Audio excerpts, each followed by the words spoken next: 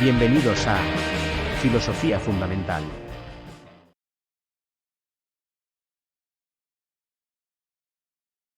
Feedback que da la cara, uno lo agradece encarecidamente, ¿no? En estos momentos, sobre todo porque es el único elemento sensible que todos poseemos para poder estar realizar este encuentro, para estar juntos, ¿no? Bueno, la propuesta es pensar lo real en movimiento. Ese es el título que le he querido dar a esta intervención, ¿no? Pensar lo real y pensarlo en movimiento. Primero porque lo real se mueve, es, no es estático, la realidad no es estática, y también nosotros nos movemos porque pertenecemos a la realidad, somos parte de esa realidad. Entonces, con ese título, intentar tocar temas que a ustedes les resultan muy conocidos, como el tema de la interdisciplinariedad, transdisciplinariedad, la complejidad de lo real, y como elemento novedoso entiendo que será la presentación de una herramienta filosófica actual que se llama la reología filosófica, ¿no? Tal vez eso sería lo que le dé perspectiva, no sé si novedosa, no sé si alguno tiene conocimiento de ella, pero es lo que intentaré hacer. Bueno, no creo que haya necesidad de demostrar que vivimos en un tiempo fascinante y también desafiante. O sea, lo fascinante uno lo percibe como capaz de despertar estupor y sorpresa, ¿no? O sea, ¿cómo puedo estar yo sentado en el escritorio de mi sobrina, junto a José Manuel, que está en Tenerife, yo en La Gomera, ustedes en Venezuela, en la Universidad de los Andes? O sea, esto es fascinante, fascinante. Y también desafiante, ¿no? Porque plantea que en este tiempo el conocimiento, ¿no? Que se ha multiplicado de una manera exponencial, sin embargo, permanece como fragmentado, ¿no? O sea, no hay una comprensión unitaria de la realidad, ¿no? La enorme cantidad de datos, teorías, disciplinas, indicadores, metodologías disponibles, que es una riqueza, no se traduce en una comprensión profunda del mundo. Se nos escapa como agua entre las manos el mundo, las personas, los procesos que conforman la vida. No terminamos de entender, ¿no? De hecho, muchas veces sucede como todo lo contrario. Cuanto más sabemos, más fragmentado está lo que sabemos. O sea, sabemos menos. Pues yo quisiera que en esta intervención que me propongo compartir con ustedes, reflexionemos sobre el modo en el que estamos abordando lo real desde la práctica de nuestros conocimientos y de nuestra disciplina. Y voy a intentar hacerlo desde una perspectiva que pudiera parecer inicialmente poco convencional, o sea, eh, extraña, pero que considero que puede ser fecunda, desde la perspectiva reológica. Es decir, la que entiende la realidad no como algo fijo, algo compartimentado, previsible, sino como algo que fluye, dinámico, relacional, eh, que no complejo, muy complejo. Y en ese contexto, la interdisciplinariedad no es un lujo o una moda académica. Ahora está de moda hablar de, no, es una necesidad epistemológica. O sea, es un acto de honestidad ante la riqueza del mundo. Pero para llegar a esa mirada, creo que es necesario empezar reconociendo un problema. ¿Y cuál es el problema de fondo? La fragmentación del conocimiento. Porque durante siglos la ciencia moderna se ha construido sobre el principio de la especialización. Y este principio ha sido enormemente útil para alcanzar, con el dominio técnico del mundo, para lograr descubrimientos, para construir tecnologías, pero al mismo tiempo ha producido un efecto colateral, o sea, la pérdida de la unidad del saber. Como decía Edgar Morin, sabemos cada vez más sobre cada vez menos. A menudo olvidamos que el saber ha de servir para unir, para comprender, para transformar. ¿Qué es un doctor? Podríamos decir, ¿qué es un doctor? Antes me preguntaron si eran catedráticos. ¿Qué es un doctor? Es aquel que sabe profundamente todo de algo muy peculiar, que es exhaustivo en algo muy chiquito con mucha profundidad. Tal vez convenía acabar con ese saber enciclopédico de épocas anteriores, ¿no? Ese saber universal que dio origen a la universidad, ¿vale? Pero el resultado ha sido una fragmentación radical del conocimiento. Y esa fragmentación no solo es un asunto académico, lo triste y lo peligroso es que es también un síntoma cultural. La fragmentación del conocimiento es un síntoma cultural. En nuestras universidades, en nuestros currículos escolares, incluso en nuestras decisiones políticas y sociales, predomina una lógica compartimental. Las disciplinas no dialogan, las metodologías se enfrentan, lo cuantitativo y lo cualitativo se contrapone como si fuesen lenguajes incompatibles. Las humanidades, las ciencias, se observan, a veces se rozan, pero siempre con recelo. Y lo real, mientras tanto sigue su curso, sigue siendo múltiple, indócil, plural, y está ahí, y está ahí. Por eso, hoy más que nunca necesitamos nuevos enfoques epistemológicos, necesitamos romper con ciertos hábitos de pensamiento, necesitamos lo que podríamos llamar una ruptura epistemológica, así la compartió el profesor la última vez que hablamos, es decir, un desplazamiento consciente respecto a las formas tradicionales de construir el conocimiento. Y esa ruptura significa, no significa negar lo anterior, sino reconocer los límites y atrevernos a buscar nuevas formas de mirar. Y una de esas nuevas formas es la que les propongo y les ofrezco para conocer, ¿no? Que es la reología como un espacio interdisciplinar, como una herramienta de pensamiento, como una herramienta para pensar la realidad. Bien, como punto de partida me parece que es interesante la frase, lo real no cabe en los compartimentos estancos del saber. Lo real da más de sí de lo que nosotros podemos acoger. O aquella otra de Ignacio Ellacuría, de la que tanto uso hacemos en reología filosófica.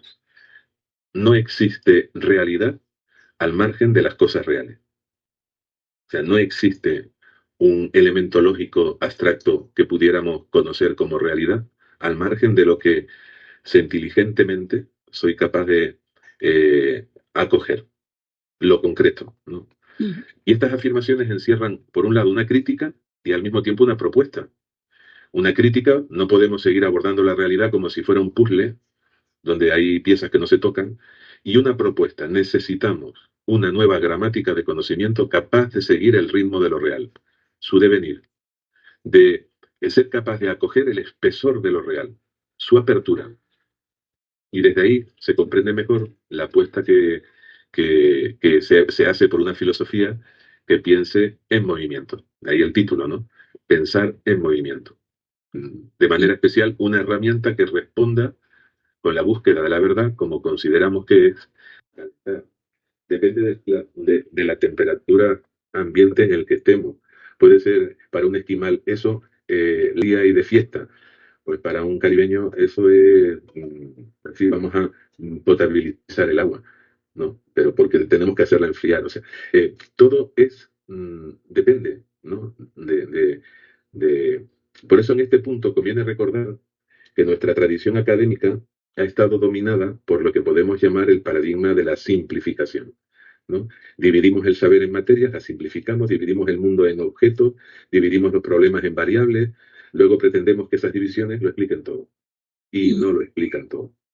Esta operación ha sido útil para generar conocimientos técnicos y tenemos que aplaudirla, pero ha sido ineficaz para comprender procesos vivos, históricos, sociales, humanos. Lo que decía Tomás de Aquino, distinguir para comprender, pero no porque la realidad podamos dividirla. Solo la distinguimos para entenderla, metodológicamente, ¿no? Pensamos, por ejemplo, en la educación.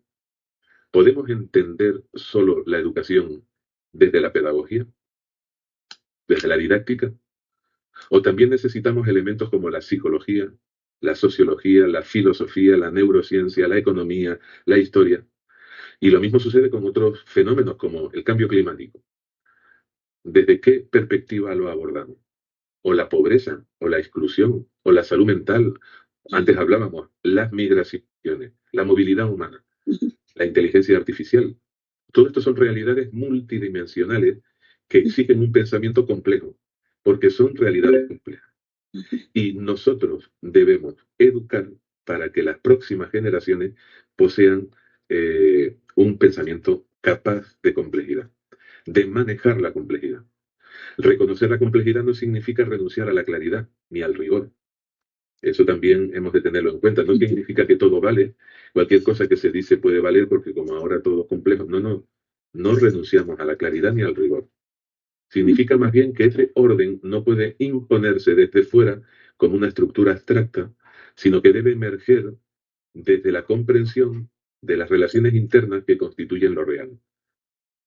O sea, no es meter la realidad en mi caja de comprensión, sino comprender la complejidad de lo real, ¿no? Ese es el segundo matiz, ¿no? La complejidad no es solo epistemológica, sino que también es metafísica. O sea, no es solo que necesito nuevos modos de conocer lo real, sino que lo real es complejo. Lo real no se presenta como un bloque fijo, sino como un proceso con interacciones. Lo real no es una cosa, sino que es una trama viva.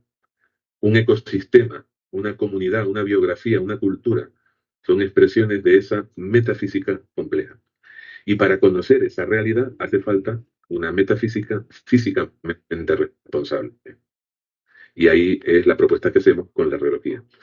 La tradición filosófica de todos conocida también nos ha ofrecido herramientas para pensar esto. Heráclito, allá en el siglo VI antes de Cristo, pensaba que todo fluye, pantarrei, ¿no? Subrayando ese carácter dinámico de lo real. En la modernidad, Hegel intentó mostrar cómo el pensamiento debía moverse dialécticamente, siguiendo el devenir de la realidad. Más recientemente, autores como Alfonso López Quintás, desde su visión estética y educativa, ha insistido en que la realidad no se deja reducir a esencias fijas, sino que se manifiesta de forma dinámica, abierta, relacionales, como ámbitos de encuentro. Esto tiene consecuencias muy concretas y muy importantes. Por ejemplo, si asumimos que lo real es dinámico y relacional, no podemos tratar el conocimiento como acumulación de datos estáticos, sino como una práctica viva, situada, dialógica. No podemos separar lo que sabemos del modo en el que lo sabemos, lo que sabemos del modo en el que lo aprendemos. O sea, la epistemología ya no puede estar desligada de la ética, ni la metodología del contexto. Esta visión compleja nos obliga a asumir también la incertidumbre. No porque no busquemos la claridad, pues no se trata de buscar verdades definitivas, sino de tejer comprensiones parciales, provisionales, abiertas, humildemente aproximativas. Esto no es resignarnos, sino es una oportunidad. Porque allí donde reconocemos los límites, aparece el espacio del diálogo entre saberes. Cuando una disciplina reconoce que no lo abarca todo, puede abrirse a otra. Cuando un método reconoce sus limitaciones, puede enriquecerse con otro. Y es aquí donde la interdisciplinaridad encuentra su sentido más profundo, no como la suma de especialidades, sino como una actitud de escucha mutua entre modos de saber que comparten la tarea común de aproximarse a lo real. Por tanto, se trata de un cambio de paradigma, no es un mero cambio metodológico, es un cambio cultural, es un cambio que no es una simple opción académica, es una necesidad cultural y educativa. O sea, no es una moda académica, es una necesidad eh, a la que nos empuja la realidad compleja. Si no formamos a las nuevas generaciones para pensar la complejidad, para habitar lo conflictivo, para articular diferentes saberes y métodos, estamos dejando a las futuras generaciones intelectualmente desarmadas ante los grandes desafíos de nuestro tiempo. Y porque esto es un deber ético, o sea, tenemos que asumirlo como un compromiso ético y político, ¿no? Por tanto, la complejidad de lo real nos impele a nivel epistemológico, a nivel metodológico y también a nivel ético. Porque no podemos con esquemas reduccionistas ni con esquemas relativistas. Pensar lo real como complejo es también un acto de justicia. Nos impide forzar las cosas a entrar en nuestros moldes y nos invita a transformar nuestros moldes, como decíamos antes, para estar a la altura de las cosas. Es un acto de responsabilidad. Este pensamiento complejo, dinámico, abierto, es precisamente el terreno donde cobra sentido lo que les expondré próximamente, la reología filosófica. Bien, otro tema que está vinculado a este es el de la ruptura epistemológica. O sea, el tema de la interdisciplinariedad, transdisciplinariedad, esas tensiones y posibilidades que surgen, ¿no? Porque si asumimos, y creo que todos lo asumimos por obvio, porque se impone la realidad, ¿no? Si asumimos la complejidad de lo real como punto de partida, es necesario dar un paso más, cuestionar los marcos epistemológicos desde los cuales construimos el conocimiento. Es decir, no basta con reconocer que la realidad es compleja, también debemos reconocer que muchas veces nuestros modos de conocer no están a su altura. Aquí es donde entra en juego el concepto de ruptura epistemológica. El término, aunque pueda sonar radical, no es nuevo, fue ya popularizado por Bachelard, ¿no? Y él afirmaba que la ciencia avanza cuando es capaz de romper con formas anteriores de pensamiento, o sea, y lo demuestra en los grandes avances técnicos de... Pues bien, esta idea es profundamente transformadora porque nos invita a pensar que no todo marco teórico o disciplinar es neutro o es definitivo. Que todo saber se construye en una época, desde una tradición, con un lenguaje, con una lógica propia, y que muchas veces para avanzar es necesario romper con esa lógica desde dentro. En otras palabras, hay que atreverse a pensar de otro modo. O mejor, atreverse a pensar de un modo otro, que no es exactamente lo mismo. En el contexto universitario y académico, ustedes y yo tenemos esa experiencia. Esta ruptura epistemológica se expresa muchas veces en la necesidad de superar esas fronteras rígidas entre disciplinas. Las facultades, los departamentos, los congresos, los proyectos de investigación que se subvencionan, siguen organizándose en gran parte bajo criterios disciplinarios. Y todo esto es heredado del siglo XIX. Cada campo tiene su lenguaje, su objeto, sus métodos, sus revistas, sus criterios de publicación. Está mal en sí, pero es insuficiente. El problema aparece cuando esas fronteras se vuelven muros infranqueables, cuando se pierde de vista el conjunto y cuando la propia lógica de la disciplina impide el diálogo con otras formas de saber. De ahí, en los últimos años, haya surgido con fuerza la interdisciplinariedad como realidad epistemológica, ¿no? Es una respuesta, aunque parcial, a esta fragmentación. Busca establecer puntos entre saberes, a promover la colaboración entre disciplinas, sobre todo reconocer que ningún conocimiento por sí solo puede abarcar lo real en su totalidad. Les quiero poner un ejemplo. En España, no sé cómo funciona en Venezuela, ¿no? En España existe la ANECA, es la Agencia Española de Calidad y Acreditación. Entonces, si uno quiere ser profesor contratado doctor, profesor titular, profesor catedrático, pues se tiene que acreditar como tal, ¿no?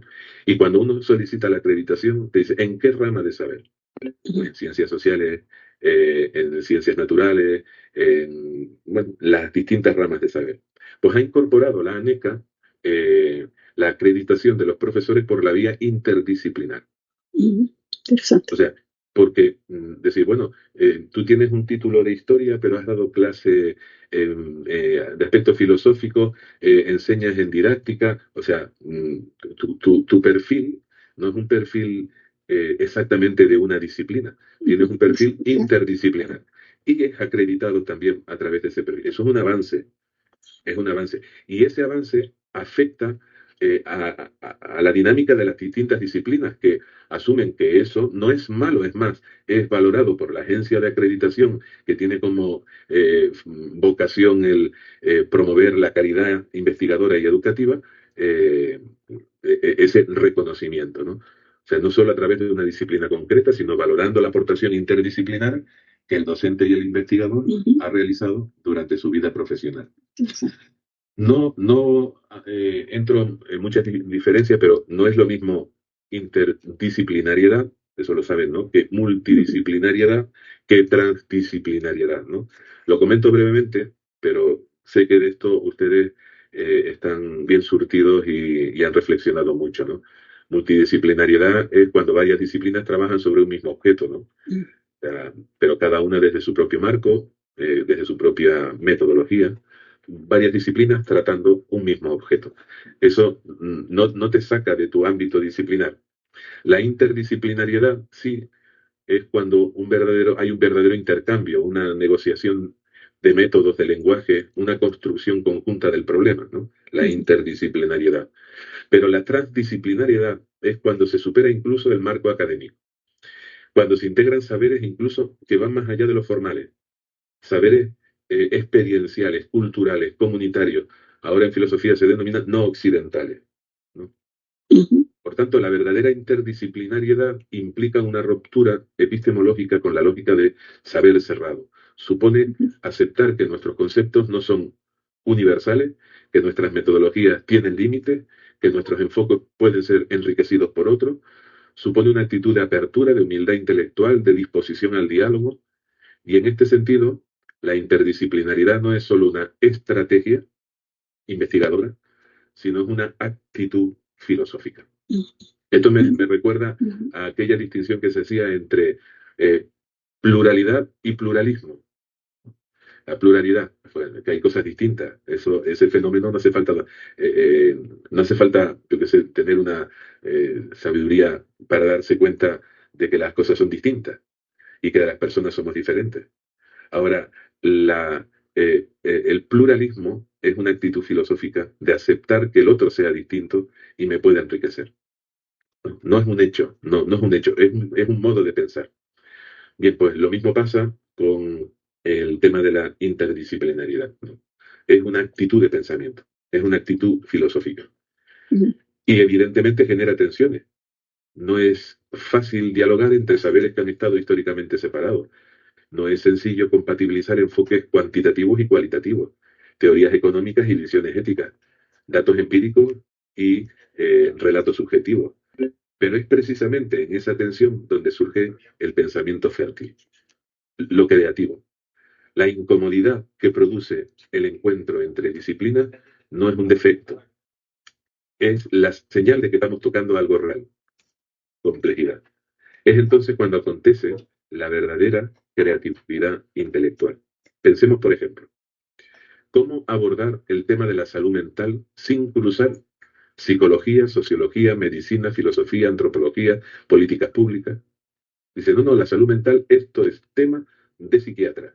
¿Así? O sea, cómo estudiar la crisis climática, lo que decíamos, o cómo educar a las nuevas generaciones sin integrar pedagogía, cultura, aspectos emocionales y afectivos, tecnología, espiritualidad.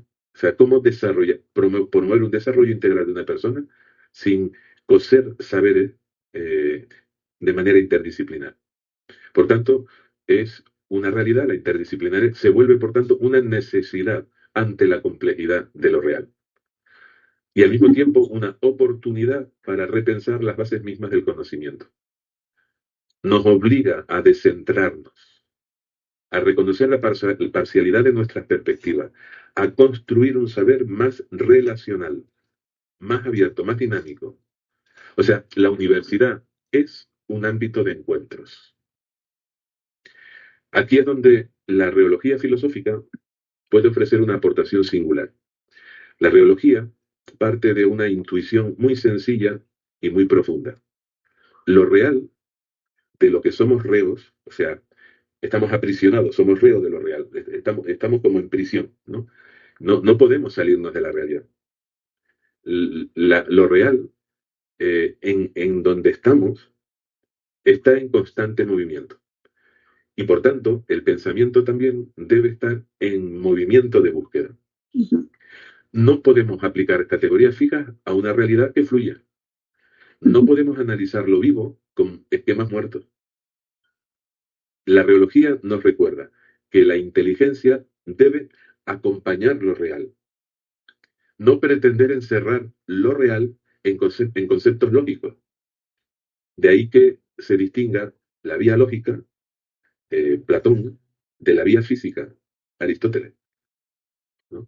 La, la vía lógica, podríamos decir Hegel, de la vía física, Zubiri, ¿no? Desde esta perspectiva, la interdisciplinaridad no es solo un diálogo entre disciplinas, sino que es una manera de acompañar lo real en su complejidad. Y la ruptura epistemológica no es el abandono de un paradigma anterior, es el acto consciente de dejar de controlar lo real y empezar a escucharlo. Escuchar la realidad, dejarnos afectar por ella. Esto tiene una profunda dimensión pedagógica.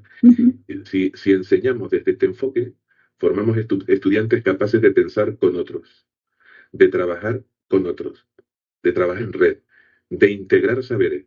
O sea, en las guías académicas de la universidad, el trabajo cooperativo, ¿no? Eso está en todas las guías como metodología activa, trabajo cooperativo. Pero el trabajo cooperativo real no consiste en esta parte la haces tú, esta la hago yo, y al final todos ponemos el nombre en un trabajo que hicimos entre todos. Eso no es cooperativo. Ahí ha faltado diálogo, discusión, ha faltado revisión, corrección de enfoque, ha faltado trabajo cooperativo. ¿Por qué? Porque no quieren, no, porque no son capaces de hacerlo. Eso sí me he dado cuenta. Porque no están adiestrados en la interdisciplinariedad real, ¿no? O sea, la ruptura epistemológica y la interdisciplinariedad que van de la mano eh, eh, es aún un deseo en muchos ámbitos académicos. Y sin embargo son respuesta a la complejidad de lo real. Ambas nos invitan a superar los límites del pensamiento técnico especializado y ambas abren el camino a una nueva forma de conocimiento, más abierta, más plural, más viva, ¿no? Bien, por ir avanzando, solo brevemente, cuando hablamos de interdisciplinariedad, no solo hablamos de teorías, lenguajes o disciplinas, hablamos también de método. Las formas en las que nos aproximamos a lo real, la manera en que formulamos preguntas, buscamos respuestas, la metodología, está profundamente condicionada por el método que empleamos. Por eso, una verdadera ruptura epistemológica debe ir acompañada de un diálogo metodológico sincero, profundo y riguroso. Claro, durante la academia se ha movido dentro de esa dicotomía metodológica cuantitativo-cualitativo, ¿no? Y es una división, en cierto modo, útil, y se ha convertido en muchas ocasiones en una frontera excesivamente rígida y no pocas veces ideológica. Por tanto, irracional, en la medida en que quien abandona la razón abraza la ideología. La metodología cuantitativa, asociada a la medición, al dato numérico, a los modelos estadísticos, han gozado de mayor legitimidad en el ámbito científico moderno, ¿no? Especialmente por su aspiración a la objetividad, un dato exacto, media, porcentaje, porque es replicable, porque hay generalización.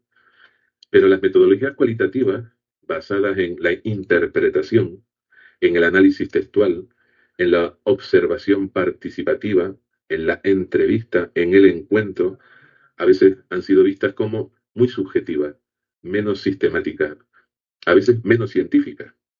Y sin embargo, esta oposición es una verdadera simplificación de una realidad mucho más rica que el dato numérico.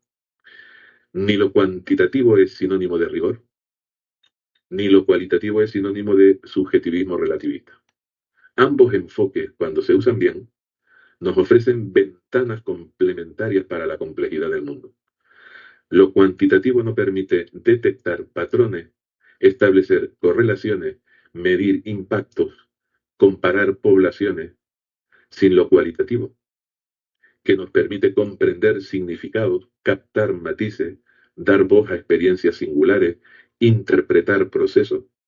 Es que lo real no es solo un objeto, ni un número de personas, porque ese número de personas, además de ser personas, son sociedad y tienen historia.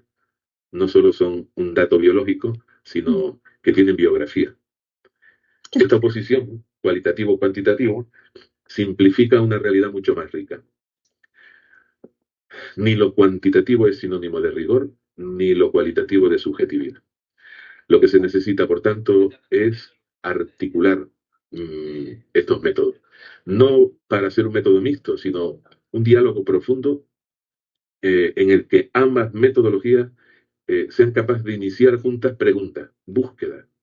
Por ejemplo, estudiar un fenómeno social como la desigualdad educativa exige datos cuantitativos. O sea, hay que ver tasas de abandono escolar, diferencias de rendimiento, acceso a recursos, eso es un dato cuantitativo.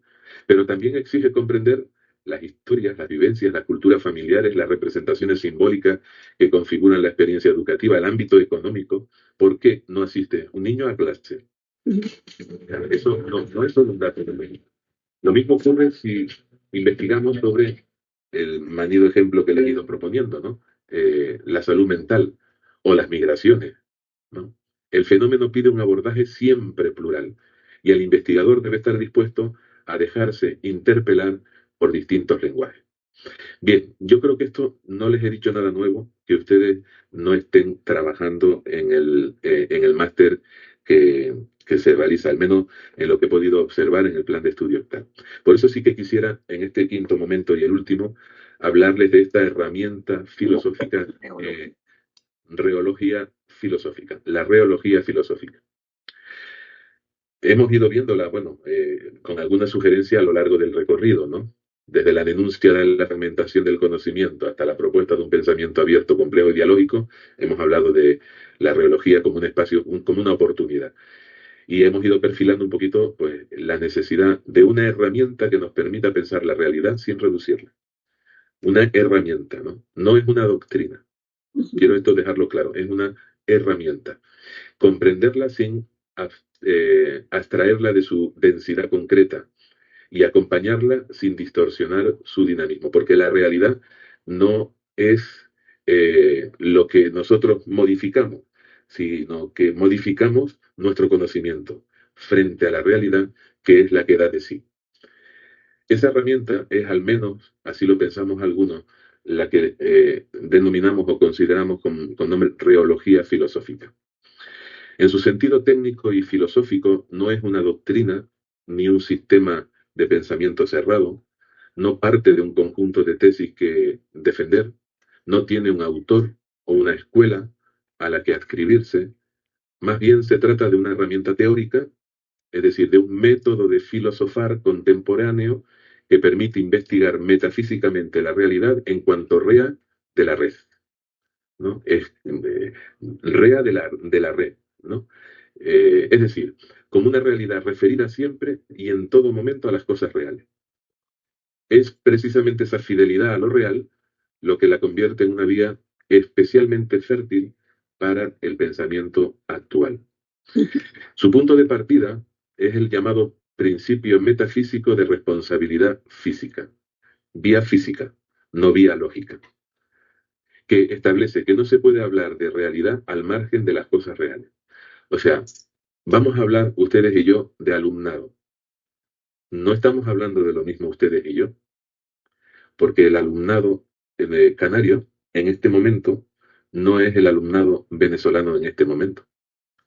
O sea, si hablamos de alumnado como un ente lógico, como un concepto, eso no es real. Eso no es real. No existe realidad al margen de lo real, ¿no? Y de lo real que da de sí. O sea, por eso yo no puedo hablar con rigor de los alumnos de infantil.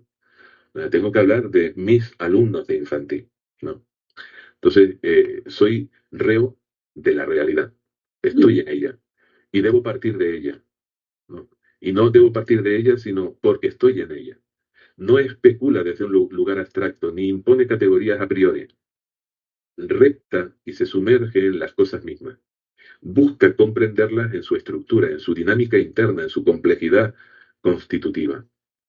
A diferencia de muchas formas filosóficas del pasado, no construye sistemas ontológicos, sustancialistas, sino que trabaja procesualmente, con un realismo no sustancialista, pero estructural y dinámico. Desde esta óptica, el filosofar deja de ser un ejercicio de pura contemplación especulativa y se convierte en una práctica rigurosa y transdisciplinar, que permanece siempre informada por los diversos saberes, no solo por las ciencias naturales, sociales o cognitivas, sino también por las artes, la historia, la literatura y de modo incluso significativo por la etnografía, los saberes no occidentales. O sea, es una apertura radical a la pluralidad de los modos de conocer que asegura que la reología no sea un ejercicio cerrado en sí misma, sino una herramienta dialógica que respeta la diversidad epistemológica del mundo y busca comprender su estructura de lo real desde las múltiples perspectivas. Hay 10 características que pudiéramos decir en las que la reología filosófica se autodefine, ¿no? Pudiéramos decir, la reología filosófica es una herramienta, siempre es una herramienta, no es un discurso, no es una doctrina, es una herramienta autónoma, explicativa, factual, probativa, informada, tradicional, pero no tradicionalista, procesual, realista, no ontológica y comunitaria. Diríamos, las 10 notas características de esta herramienta filosófica. ¿Por qué no es autónoma? Porque no depende de autor o fundador. No hay nadie que... No, es un grupo de investigadores interdisciplinar que en la web Filosofía Fundamental tenemos acceso, filosofiafundamental.com, ahí está el grupo autónomo de investigación y docencia. Autónomo. Explicativa. O sea, la realidad no se trata de describirla, sino de explicarla. Por eso, físicamente responsable. Es factual porque parte de lo dado, de lo que existe, no de la ficción, ni de la teoría, ni de un a priori. Es probativa porque razona con base en evidencia y análisis, no en principios abstractos. Probativa. Informada. No se puede hacer filosofía ficción, pedagogía ficción, antropología filosófica ficción, ¿no? Sino informada realmente por la ciencia, la historia, por la experiencia, por la cultura tradicional, porque somos, si vemos hoy un poquito más adelante, es porque estamos a hombros de gigantes, que detrás, antes que nosotros, han hecho el esfuerzo de comprender, de conocer. Por eso superamos lo dado, pero acogiéndolo y estando a la escucha, ¿no? Procesual, porque así es la realidad, realista, porque anda en la realidad física y concreta de la que formamos parte, no ontológica, y esto no se hace por una persona, sino que es una experiencia comunitaria. Por tanto, esta forma de pensar no busca dominar el mundo ni simplificarlo. Más bien quiere entender su funcionamiento eterno, sus tensiones, su estructura. El foco está puesto en los sistemas y en la dinámica, en las formas en las que lo real se configura, en lo que lo real se sostiene y se transforma. Por eso es especialmente valioso en contextos donde hay que pensar procesos complejos. O sea, cuando tenemos que pensar, por ejemplo, lo ecológico, ¿no? Eso no es simple, no es un dato, no es solo biológico, no. Además, la reología cumple una función liberadora. Y a mí me parece que este también es un aspecto importante, porque al pensar lo real desde sus estructuras dinámicas y no desde categorías impuestas, ideologizadas, ideas, logos, abre la posibilidad de comprender críticamente los sistemas de opresión, los dispositivos de exclusión, las formas de injusticia estructural. No se contenta con describir el mundo, busca abrirlo a su transformación mediante una comprensión profunda de su fundamento. Y en esa medida es también una herramienta ética y política. O sea, es como, yo no puedo hablar sin mancharme las manos. Yo no puedo hablar sin experimentar y hablar desde, o sea, un hablar situado. La reología nos ofrece un marco robusto para pensar, como hemos indicado en el título, ¿no? Para pensar en movimiento. Desde lo concreto, con humildad, con rigor, frente al reduccionismo del cientifismo y frente a los excesos de la especulación. Recta, ¿no? Entre las cosas, se sumerge en ellas para sacar a la luz lo que está en juego en su estructura. No busca verdades últimas, sino comprensiones fundadas. No impone teoría, sino que se deja enseñar por lo real. Es, pues, en suma, una herramienta de pensamiento viva, crítica, plural, y profundamente comprometida con el mundo en el que se está. Por eso, en un tiempo como el nuestro, marcado por la incertidumbre, la complejidad, los desafíos globales, los quiebres epistemológicos que hemos ido describiendo a lo largo de esta reflexión, esta herramienta, pienso, puede ser una clave poderosa para pensar el presente y para preparar el porvenir. Bien, concluyendo 3 párrafos, que se los leo para no... primero, hemos recorrido un itinerario que nos llevó, recuerden, desde la denuncia de la fragmentación del saber hasta esta propuesta de una reología filosófica como horizonte metodológico, epistemológico y ético. En el camino hemos visto cómo la complejidad del mundo exige una ruptura de los marcos rígidos del conocimiento moderno y cómo la interdisciplinariedad y el diálogo metodológico se presentan no como un lujo, sino como una condición necesaria para comprender lo real que habitamos. Y en este contexto, esta herramienta, reología filosófica, aparece como una propuesta audaz, fecunda, tal vez lo digo con humildad, ¿no? Puede haber otras, esta nos parece que es adecuada, para pensar lo real no como un conjunto de cosas, sino como un tejido de relaciones vivas y en constante movimiento, que reclama de nosotros una actitud más humilde, más abierta, más dinámica y situada. Habitar lo real, en lugar de manipularlo o diseccionarlo, implica reformar nuestra forma de pensar. Implica abandonar la pretensión de control y sustituirla por un pensamiento que acompaña, que se deja afectar, que se deja transformar por lo que conoce. Esa actitud es profundamente filosófica, pero también profundamente pedagógica y política. Porque al final, pensar bien no es un ejercicio puramente intelectual. Pensar bien es una forma de estar en el mundo. Es una forma de construir comunidad, de dialogar entre saberes, de tejer vínculos.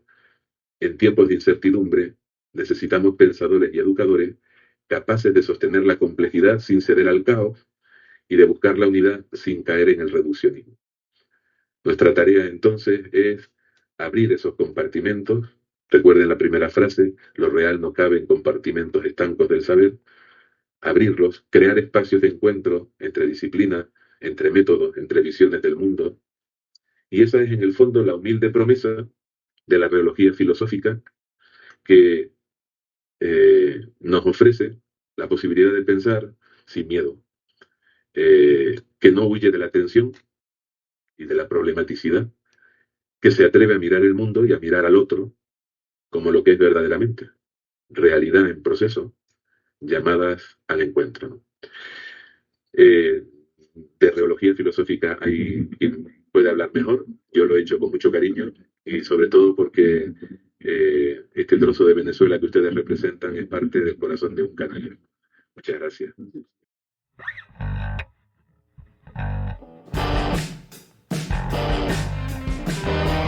Esto fue Filosofía Fundamental.